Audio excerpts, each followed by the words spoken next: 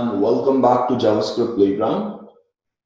In this video, we will talk about front-end and back-end. Most of the web apps have two components, the front-end and the back-end.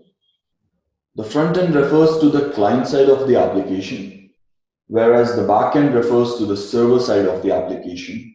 The front-end part includes everything which is visible on the browser screen.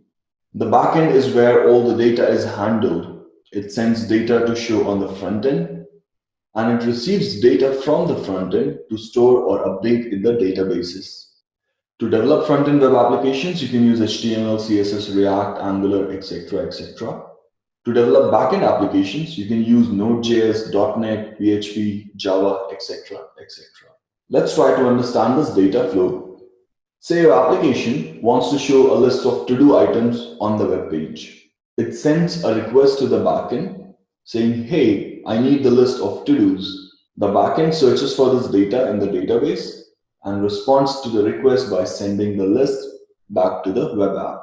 Similarly, say you wanted to create a new to-do item. For that, again, you send a request to the backend along with some data saying, hey, I need to create a to-do item. Here is the to-do message. Can you please create it for me?